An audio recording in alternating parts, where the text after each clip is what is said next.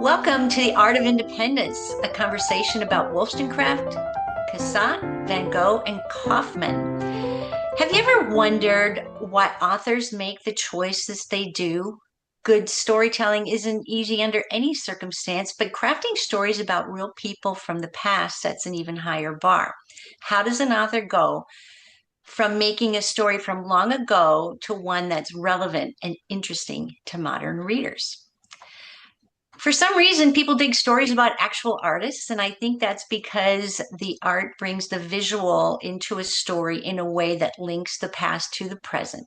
Readers can see history in art.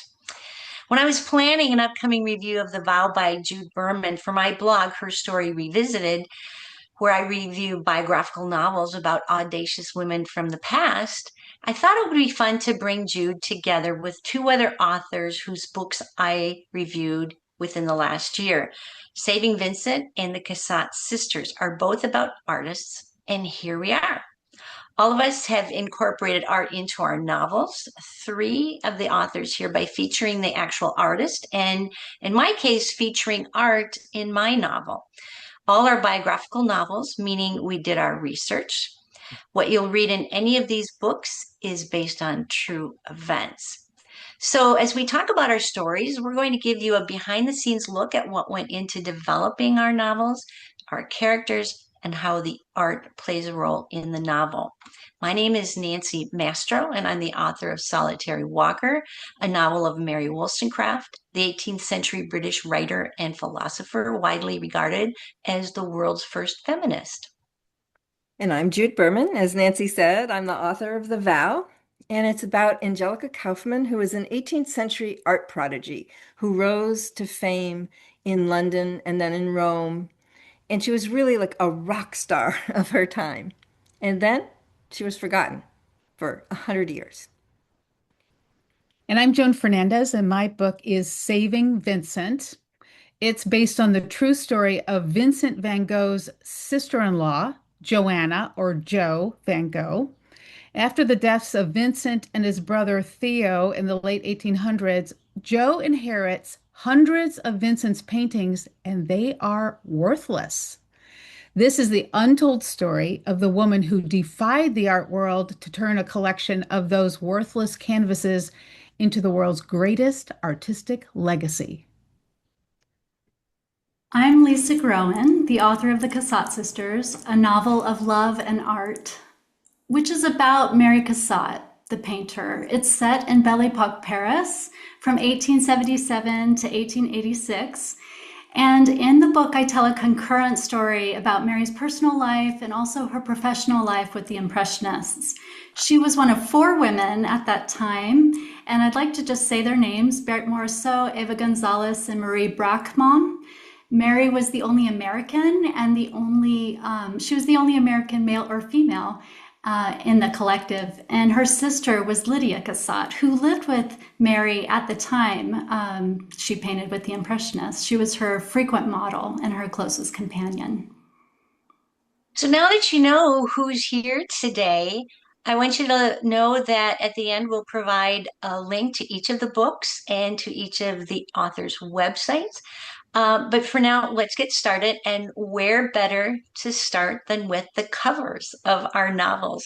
Book covers carry a heavy responsibility. A good book cover should catch the reader's attention and indicate the topic, such as in the case of these novels, art, and even be legible in tiny sizes for our phone screens. It's the first stop for our authors.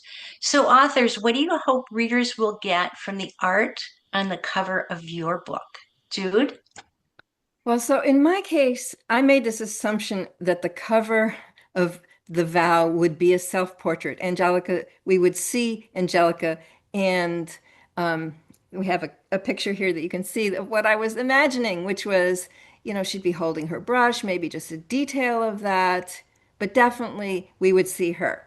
And then I got the cover design back from my publisher, and they did not choose a self-portrait.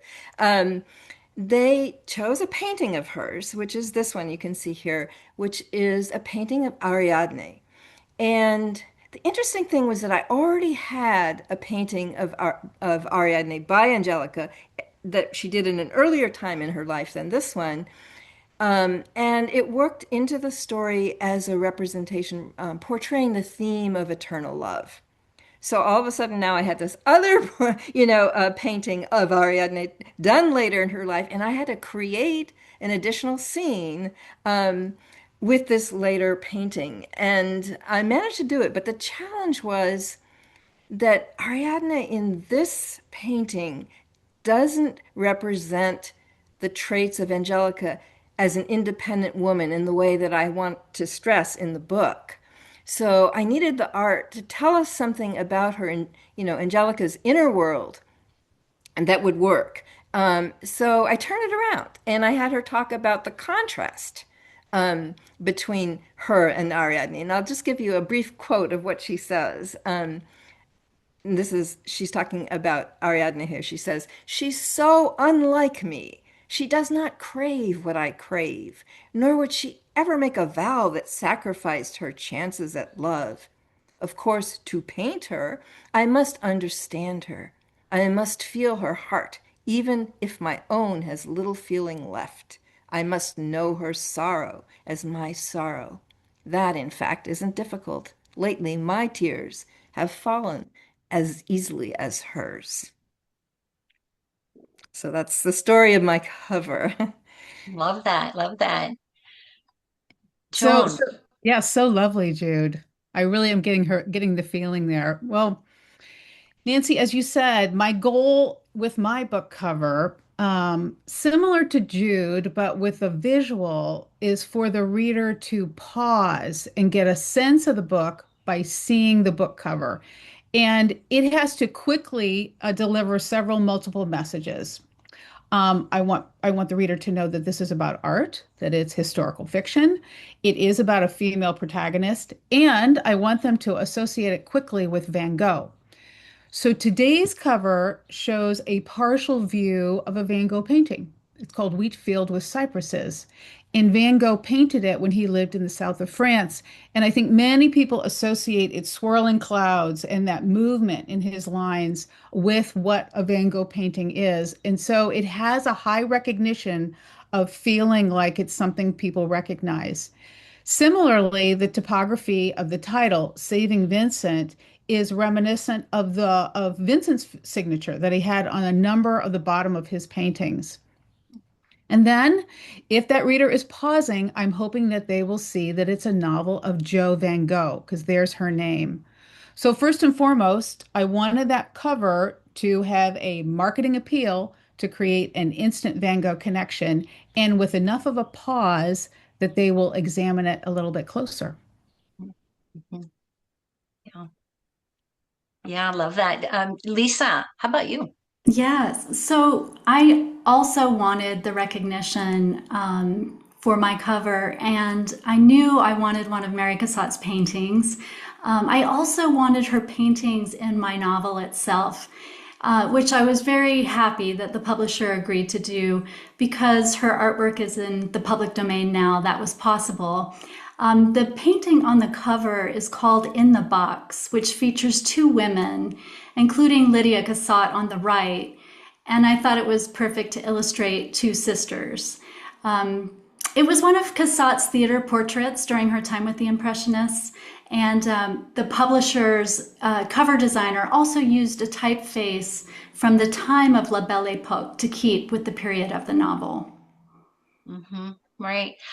Yeah, and I think having art on the covers is something that I don't think a reader in a bookstore or scrolling could pass any of your three books and not want to read more because they're so beautiful. As for my cover, the original cover featured the last portrait of Mary Wollstonecraft that was painted by John Opie, who was a well-known portraitist during the last half of the 18th century. But as you can see here, I ended up with two covers. I did something very unconventional. Within a few months of publication, I changed covers. The image on the left is lovely. That's the portrait of Mary, but it felt too academic for a novel. And I realized how unimaginative it was. The portrait on the left has been used in on the covers of dozens of nonfiction books about Mary. So I went with convention and I changed to a woman with her back facing the camera, which I know the headless woman stirs controversy these days. It's been used a lot in historical fiction, which is exactly why I chose it. A cover, as we have just been trying to illustrate, is what it draws a reader in, and I wanted readers to know they were getting a historical novel about a woman. So, so now let's shift to a bit of a conversation about the women themselves in our novels. Over the course of history, the definition of a strong woman has continually shifted. For centuries, women were defined by their status as a wife or a mother or as a daughter. But history has traced how women pushed against those roles and the rules that went along with them in order to define what was true for them, starting with the suffragettes all the way to the Me Too movement. Women have upended the assumptions about women and their capabilities. So to the authors here today, each of the main characters in your books are strong women. That's why we love them. That's why they're such good books.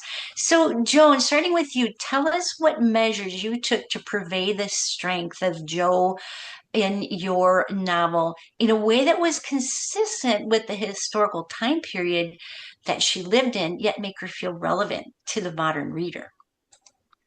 I love this question, Nancy, because it sort of hits directly on this term presentism, Mhm. which is defined as it's like the trap of treating the past as though it's just a suburb of the present. But in reality, the past is a foreign country with its own culture, values, even its language. And so the role of the historical fiction writer is to bridge that gap between writing about the past with integrity, but making it relevant to today's present reader.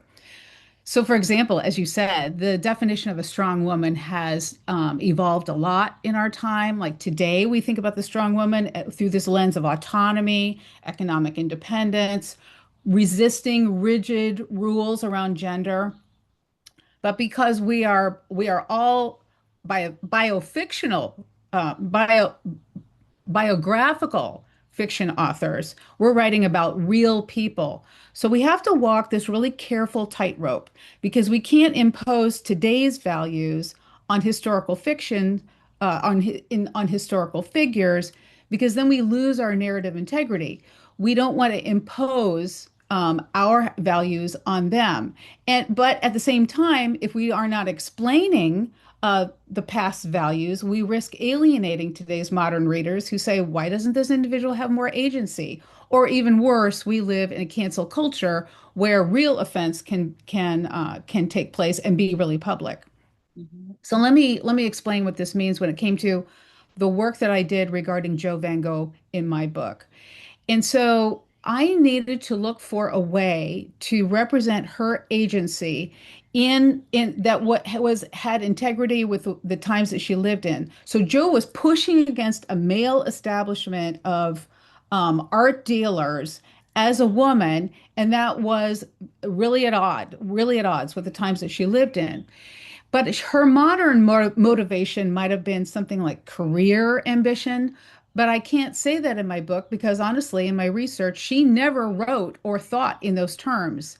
Instead, she had agency, I believe, in her era that had to do with legacy. And this was important for Jo because she was a single parent. Her husband died when her son was just a year old. So as a widow, her son's future and his social status was entirely on her shoulders. Without an inheritance, her son's education and professional avenues would be severely limited. And furthermore, though, what was to her advantage, as a widow, she actually possessed unique legal property rights that a married woman at that time would not. So she owned those paintings and she had the impetus to want to make them valuable on behalf of her son. That was what I might call a crack in the system. She could have agency with those values in mind. So my job as an author was to braid those sort of authentic realities for her into her dialogue and her thoughts. And by anchoring her motivation in the high stakes of her world rather than ours, today's reader understands her choices. And it bridges the gap between eras. And ultimately, I hope it builds genuine empathy for what Jo went through. Mhm. Yeah.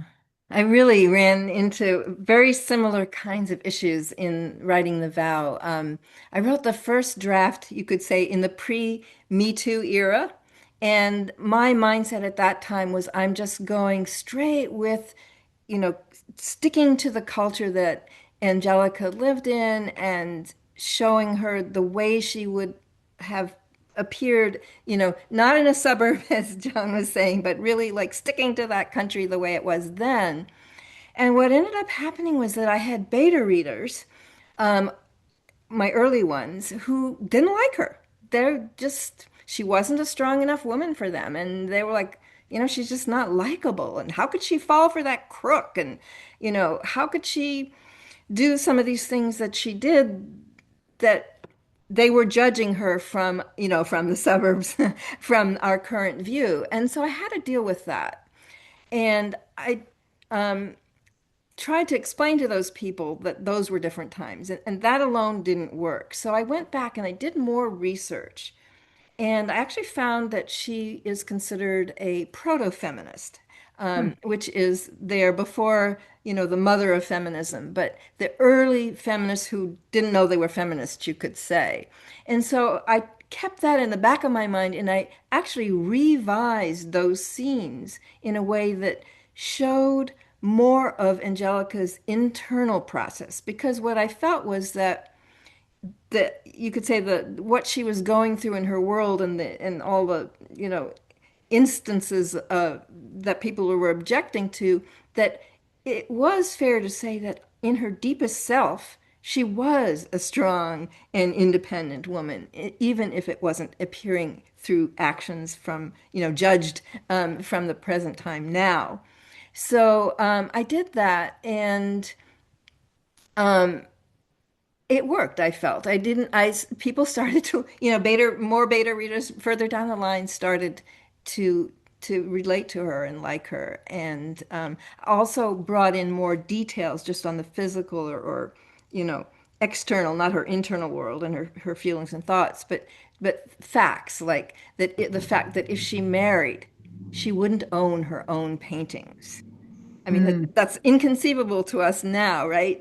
That could be the case. And so when people thought of that, then immediately they're like, oh, well, I can empathize with her because I can't even imagine what that would be like. And just one other example of that, she couldn't draw the human figure because that only a male artist could go into the studios at that time and do that kind of work. So it was it was a really you know interesting process for me to go through that and work through that and to come to the point where I felt like this could work here. Mhm. Yeah. Mhm. Mhm. As I listen to you both, I'm thinking about how Mary Cassatt was a very outwardly ambitious woman for her time. And I'm wondering if the fact that she was American had something to do with that also. Her father was a self-made man. And so, as a very young woman, Mary Cassatt pushed to get an education in Paris. Women were not allowed to go to the premier art school there, L'École des Beaux-Arts. She hired professors in their off hours to teach her. She left Philadelphia for Paris at 22 with the stated reason of pursuing a career in art. Women at that time were traveling to Paris to study art as a hobby, something to do before they got married down the line, not as a profession. But Mary never wanted to marry. She only wanted to work. And this was not very popular with her father, who is quoted as once saying he'd rather see her dead than to become an artist, Oh my which is gosh. kind of an amazing statement. He did eventually support her once he saw that this was what was going to be happening. He didn't really have a say. So she was ambitious, and people may not detect this. This is where the time comes in again, because her subject matter as an artist, she's known for mothers and children and painting domestic scenes. But she intentionally chose to paint and elevate the lives and work of women during her time. What's interesting and unique about her artwork is that it's done by a woman, which you don't see from paintings from this time. So we're looking into a time through the gaze of a female artist, and we really have a two-way female gaze in her paintings. Women are not merely decorative, they're busy, they're thoughtful, and they don't have time to stare back at the artist. It's as though she's catching them mid-action or mid-thought. So I had a male editor who told me initially in reading one of my first manuscripts that Cassatt's ambition may render her unlikable as a protagonist. And it's funny. I'm hearing that Joan and Jude, that you had the opposite reaction.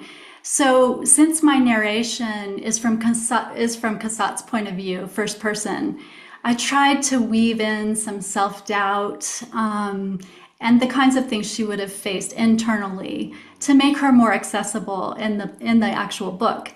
But I didn't want to take her ambition away, because it really served her in her life as an artist. And here we are talking about her right now. And I don't think ambition is a negative trait for a woman, regardless of the time period she lives in. And it's interesting that you mentioned about her not wanting to marry, and that's actually the vow, her vow, one of her vows in the vow of Angelica is not to marry. So it's interesting how that played out with women in that time who were strong and independent women. Marriage was a limitation. Yes. Very interesting because Mary Wollstonecraft too vowed at like age 15, 16 that she would never marry. And, she had lots of reasons not to, but marriage was a very limiting role for women. Like you all, I had to soften Mary a bit too. A later on beta reader said, she's not very likable. And it Yeah. was because she was hard on other women. And in real life, she was. She would get very frustrated with women for being so willing to live and be content in what she called their feathered cages. So I think what you all just described is how hard it is to maybe meet every reader's expectation. Still, we try, we try. And in the cases of the books here, especially the three of your books, so we know our readers are fans of historical fiction. They learn about the past through stories, but you are authors who are also attracting art history fans. And so I just want to pose to all of you, what did you do for your art loving audience? Maybe Lisa, you want to start us off on this one? Sure. It was very important to me to get the facts right about Cassatt's life and career. But after laying those facts out on a timeline, I also put her paintings with the Impressionists on the same timeline. And as I studied her artwork, I perceived details from her life story emerge in my imagination. I mean, this is the contract with historical fiction, that we connect the dots with our imagination. And so in this regard, I call my novel ekphrastic, which just means that it was informed by the artwork. In her paintings, I felt we have direct access to her heart and mind. It's a kind of journal, in a sense, an artistic journal. So the way I perceived her relationship with her sister Lydia especially came from gazing at her art. Lydia Cassatt modeled for Mary often during this time. Mary's love for her sister just leaps off the canvas. And I began to wonder, after studying her paintings during the time, this is a time when she uses the brightest colors of her career. There's a sense of optimism, of just sheer joy. And I wondered if she might have been experiencing romantic love as well. It's interesting when you're saying that, Lisa. I did it sort of the other way around as far as the relationship between the artwork and the story, in that I had the timeline for Angelica's life, and I organized the book around that. And then only afterwards, I checked which paintings she did when and added them. Part of that also was because I started writing before there was the internet, and I didn't, and it was hard to find some of that information, which then became really easy to find later on. Um, and I mean, what the example also that I gave you earlier about the cover was that, I mean, that was even added after the book was, virtually ready to go to print. I was sticking in the painting at that point. And I'm not saying that one way was the other better than the other, but that just was my process. What I did, though, for your question, Nancy, as far as like art loving readers, I think the main thing that I did was to center on the creative process, on Angelica's creative process. And I did that partly by adding like really specific little details that I found interesting. Like there's Egyptian mummy paint that Joshua Reynolds uses and teaches, or brings to her and shows her and teaches her how to use. But I also use my own background as an artist, and just what what that's like for me, and I kind of put that into her mind and words and thoughts as if that was how she would be also experiencing her artwork. For example, the she has these visions of swirling colors at night, and I mean, that was something that happened to me when I was a child. So I just brought that in as something that brings the reader into the experience of what it is to be an artist. Yeah, I think that with both Lisa and Jude's books, I ran to my art books here to look at the paintings of both Kauffman and Cassatt because that's something about art history, right? It just draws us right back to, well, let's now look at the interpretation and then look at the art itself. Well, in my book actually isn't about Vincent van Gogh. It's about Jo, the woman who brought his genius to the world. So I had to really think about how do I incorporate Vincent van Gogh into my book when in fact he's gone. The book starts 6 months after his death. I feature his paintings because they are very much a part of Jo's world. In fact, I list 71 paintings in the book. But that didn't necessarily really bring Vincent's spirit into the book. Mm. And so I came across an idea in which for art loving readers, to use Vincent's paintings as well as his letters, excerpts from his letters. And I placed them in the book at the novel's turning points.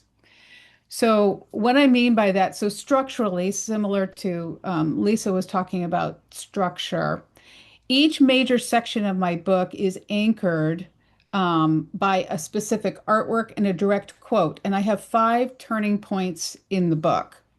And so I selected the paintings and the quotes to pull sort of double duty. I wanted them to describe the literal painting that the reader sees, but also I want it to mirror Jo's state of mind right there in the book and also give a little bit of a foreknowledge of the journey she's about to embark on that next stage. And so let me give you an example of what this means. So right in the very beginning, Jo will have a turning point because this is not a spoiler because it's in the first chapter. Her husband dies and she inherits all of this artwork and she has to decide what to do with it. And so in order to represent that through Vincent, I selected the painting Almond Blossom.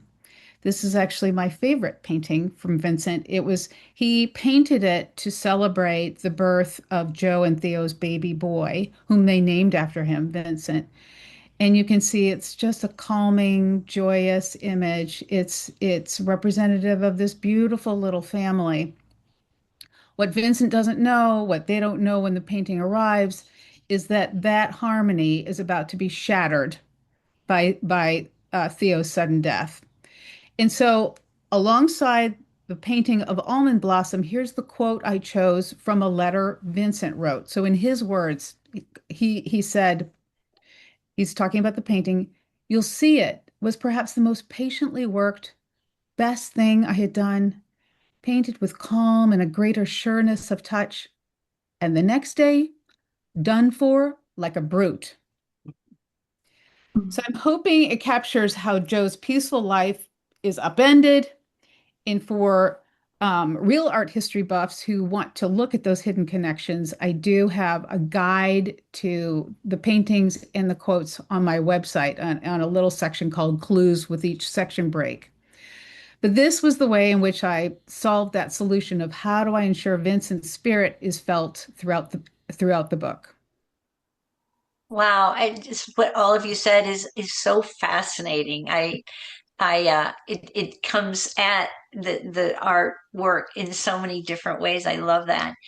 Like you, Joan, my novel isn't about an artist either, but art was a part of her story, and so found that I was able to use her portraits in helping to tell her story.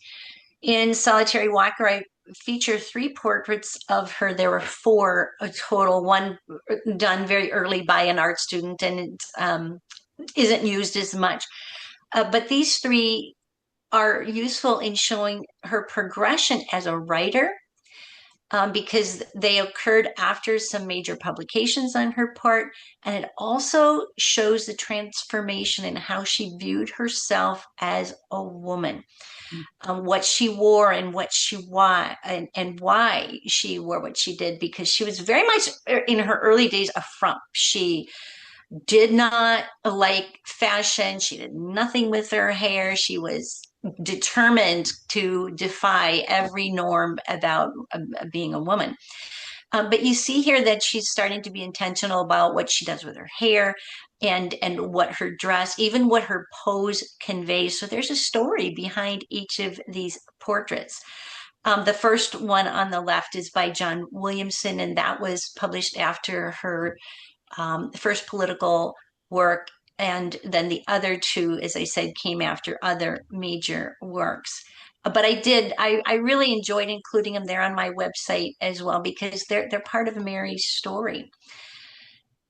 I think there's yet another way that we can bring art to life in a story. And that, of course, is the stories that surround our protagonist. And they didn't create art or write in a vacuum like any author of historical fiction. We have to do some world building to bring that time to life. I loved what you called it, Joan. It isn't a suburb of the present. I haven't heard that before. I love that.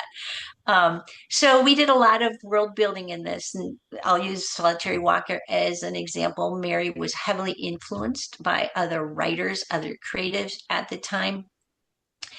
And so all of the characters in the book, with the exception of one who was a composite figure for the many women she was friends with, all of the characters are based on real people. But in terms of art, to kind of bring that piece for our discussion, in real life and in the novel, she was utterly bedazzled by an artist who was very famous at the time, Henry Fuseli.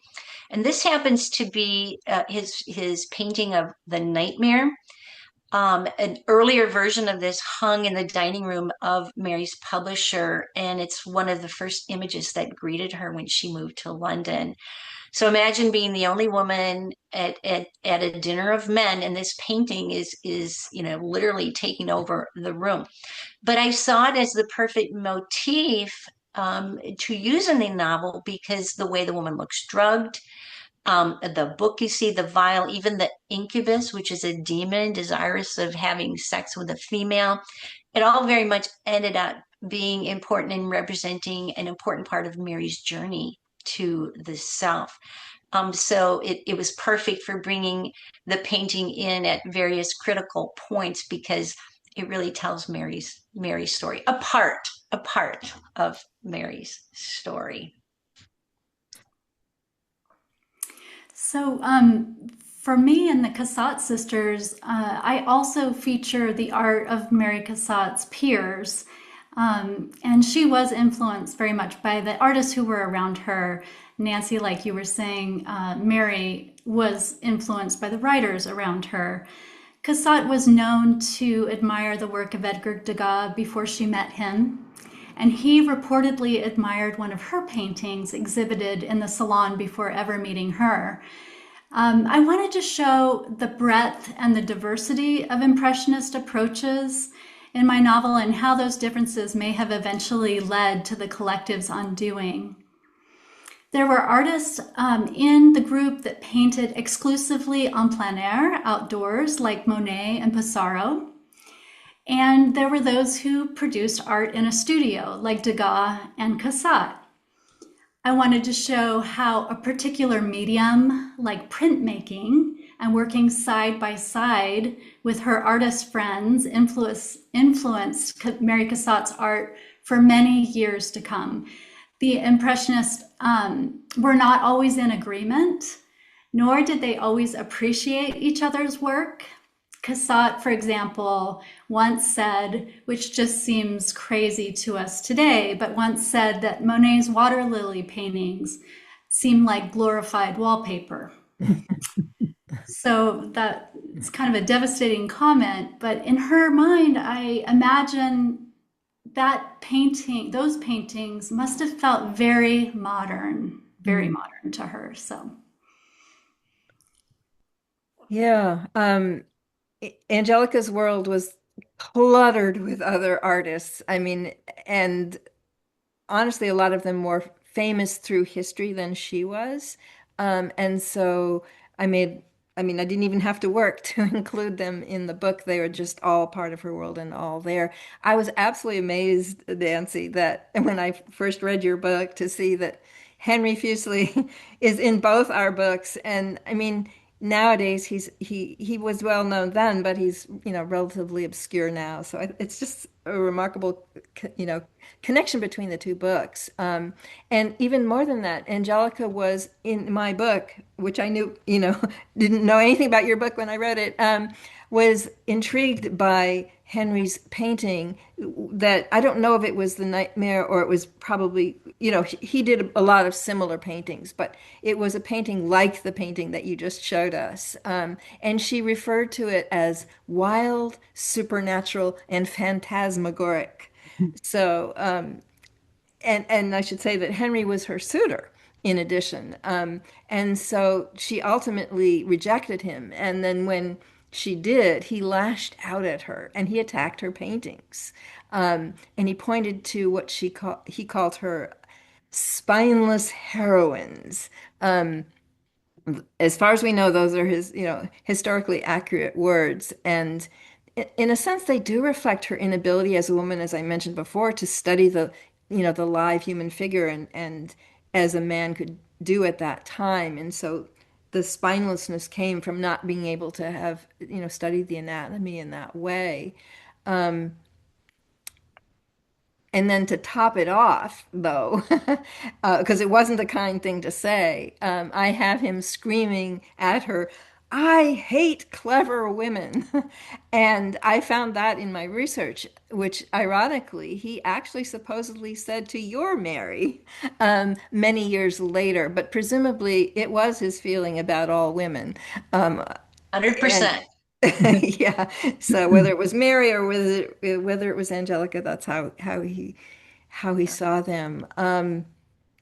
So there was strife, and I mean, that kind of compares with the glorified wallpaper, right? I mean, these artists they were getting along with each other on the one hand, and there was a lot of friction between them too, which actually makes for interesting reading, right? Interesting stories about their lives. On the positive side, I have Angelica, becoming the founding member of the Royal Academy, and all of her the people who she painted, who were, I mean, the Queen of England, and every royal person you could imagine from that time period. So it's Mhm. an amazing world to enter. Well, and I just want to insert something regarding what you said. Like, I think in all of the cases of these women, when they became famous, when they were getting attention, they were they were targeted and criticized and ridiculed and made fun of. And so, that doesn't happen today, does it? Yeah, there are a couple of incidences little bit of a spoiler here, but not too much, with Angelica, where the other artists did what they called cartoons. In other words, it was a way of doing a really negative image of her, and then they're published in the newspaper, and so she's seeing these, you know, that's like one way that their animosity and their disregard for her would show up. Like trolling on social media nowadays. Yeah, it was, yes, right. Now we have memes instead of cartoons. Exactly.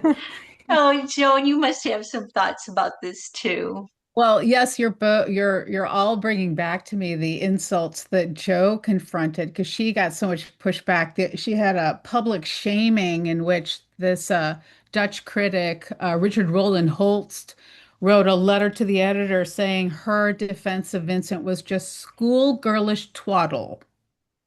And so I think it does, to your question, Nancy, it does show the world in which our artists were living in. And now Joe, of course, was not an artist. And so while other artists are mentioned on the page, I think that art lovers instead of the inside, what was going on in the art world, what they'll get instead is more of like a front row seat to the massive business engine that went on behind art selling and art dealing. And at this time that Joe was attempting to bring Vincent's name up, Paris was the epicenter of the art world, much like Lisa describes in her book.